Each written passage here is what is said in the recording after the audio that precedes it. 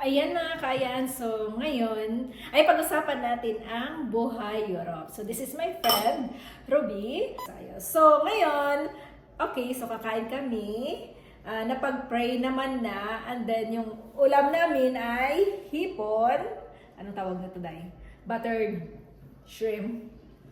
No? And then may tuyo kami, at saka mayroon kaming corn.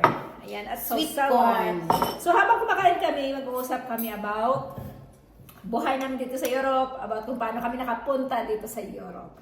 Ayan. Una nating pag-usapan is, handa ka na ba? Yeah. Kung paano tayo nakapunta dito sa Europe. Okay. Ayan. So, i-share natin sa kanila kung paano tayo nakapunta. Ikaw, muna.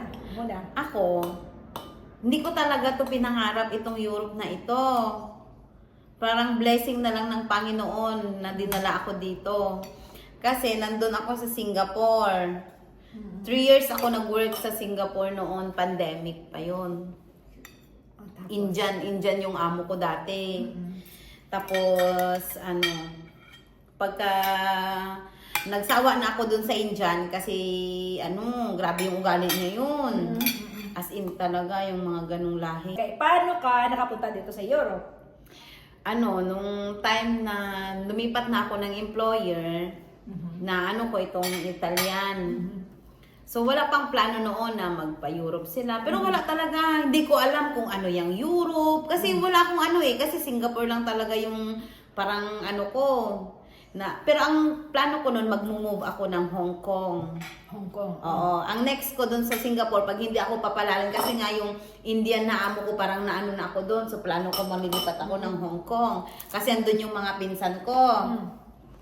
Sabi ko, itry ko. Pero nung time na ako sa amo ko na India, nagpapahanap na rin ako sa pinsan ko sa Hong Kong. Tapos hanggang sabi ko, itry ko muna na maghanap ng employer. Pag hindi pa ako sumakses dito sa Singapore, hindi pa ako maging okay, lipat na ako. So, ko itong Italian. Hanggang So, sa, nagpa-interview ka? nakuha ko itong Italian na amo ko. Kumusta day ang pro natin? Masarap. Tapos yun, hanggang sa, bago pa lang itong Italian ko, 1 month pa lang ako nag-work sa kanila, hindi nila sinabi na for good na pala sila dito sa Luxembourg. Dito sa Europe. Oo. Nagbakasyon sila dito sa Italy. So 16 days ako sa employer ko. Oo. 'Di ba, lumipat na ako ng dito sa new employer ko na Italian. 16 days nagbakasyon na sila doon. In 3 months, iniwan nila ako doon sa Singapore. Ako lang mag-isa ng 3 buwan. Siguro may mga mata doon na nakakalat, pero wala akong nakita. Pero ang ginawa ko lang kasi noon, sa pagod ko sa Indian employer ko, natulog lang ako doon. Imagine niyo naman, 3 buwan doon, natulog lang ako doon. Ganon. So, pero never ako nag-invite ng mga friends. So, Talaga ang laki ko na yun. Kasi ang payat ko na nun, kasi Indian employer, walang pagkain, ganon, pagod sa trabaho. Hanggang sana, pagka after that, bumalik na sila after 3 months. Malilit pa yung bata noon, 1 year at saka 2 years old. Yung dalawang bata na yun, talagang hinandel ko silang dalawa. Alam niyo, sa mga European kasi, ang importante sa kanila is yung bata talaga. Hindi sila Sa linis. yung linis, hindi mas importante sa kanila. Mas importante sa kanila na maalagaan mo yung bata. Kaya siguro, nagustuhan siya ng employer niya na Italian kasi yung pag-handle niya dun sa mga bata. Okay, so fast forward tayo. 3 years siya sa Singapore. So 3 years siya, and then dinala siya sa Italy na tourist. Ayan, tourist. And then after nun, prinasis ng employer niya yung papel niya. Kasi nga tourist visa lang yun, hindi yun pwedeng magtrabaho. So prinasis ng amo niya dito sa Luxembourg para magkaroon siya ng working visa.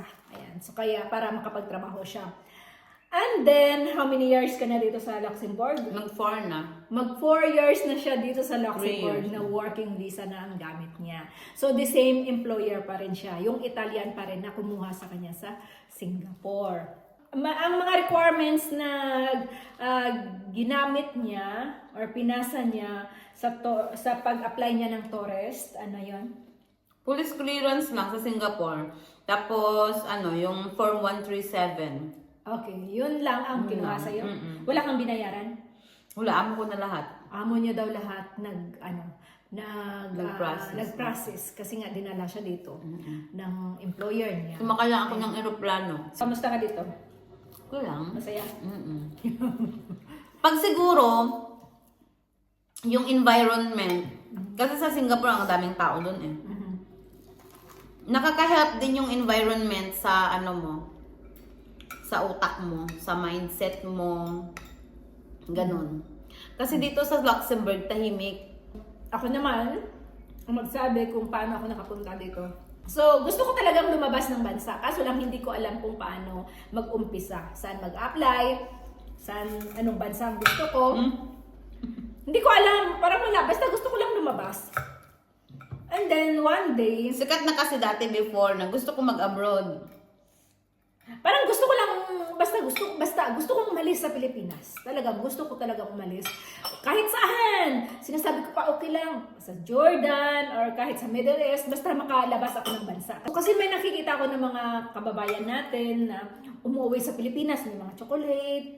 Na parang ang saya-saya nila. Ganun. So, ngayon, nag-message ang nanay ko na pinapakontak yung pinsan ko na nasa Jordan kung gusto niya magtrabaho sa Europe. Ayan. As an au pair daw. Ayan. So, nung time na yun, ayaw ng pinsan ko. Diba? Sinayaw niya. Ayaw ng pinsan ko kasi nga nasa Jordan na siya. So, ang ginawa ko, sabi ko sa nanay ko, ako na lang ang mag-a-apply kasi gusto kong pumunta sa labas ng bansa. Ngayon, hindi ko naman ina-expect na yung ina-applyan ko pala is Europe na. Yun. May idea ka din nun ng Europe. Wala ako masyadong idea sa Europe at hindi ko talaga siya sinearch kung ano ang Europe. Ano ba ang buhay dito sa Europe? Basta, ang ano ko lang, malamig sa Europe, ganun lang. Walang May snow. Wala talaga sa akin. Basta ang sa isip ko lang talaga, paano ako makalabas sa bansa. Yun lang talaga. Yung auntie ko kasi yun, ang part-time niya, naghahanap ng au pair. Yung au pair is, alam niyo yun, yung cultural exchange. Yun yung kadalasan na ginagawa ng mga Pilipino na galing ng Pilipinas papunta dito sa Europe. Kasi uso yung au pair talaga dito. So, isang way para makapunta dito, yung au pair talaga, yung stepping stone nila ng pagiging au pair. Ngayon, ang nangyari, yun nga, hindi kinuha ng pinsan ko. So, ako ang nagpa-interview dun sa employer. So, interview hanggang sa, okay na sa employer, sa host family. So, pinadalhan ako ng kontrata, din tinignan ko yung kontrata, okay naman sa akin. Wala akong pakialam, basta talaga makalabas. Basta diretso, perma na. Basta yun talaga, basta yun talaga ang gusto ko is makalabas. Wala akong pakialam. Binasa ko naman ng kontrata. Ganito, mag-aalaga ako ng 2 bata. Ito yung trabaho ko.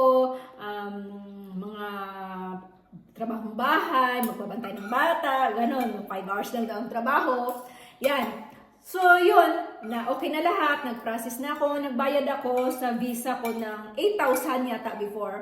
8,000. Malaki na yung 8,000. Malaki na yun. Kumbaga yung 8,000 before is like 30,000 like that. Parang ganon. So, 8,000, nagbayad ako, UDI yata ang tawag nun. Nakalimutan ko kasi matagal na how many years na. So, yun, pagbayad ko, yun, prenasis ang visa, hanggang sa, mabilis lang, hanggang sa mayroon na akong visa, hanggang sa flight ko na papuntang Europe. So, sa Norway, pagdating ko doon, Mayo, pero nilalamig ako. May, siya,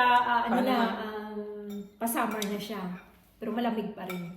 So, yun, first, sinundo ako ng host family ko, nag-usap-usap kami, ganon. Tapos yung baon-baon kong English. Meron time na umiiyak ako kasi na-homesick talaga ako. O kasi first time kong lumabas sabi ko, ganito palang buhay. Tapos parang nag-self-pity pa ako na, ay, ganito pala, maglilinis ka ng bahay sa bahay. Hindi ako masyadong naglilinis, tamad-tamaran ako. Magluluto pa, ganon-ganon ba.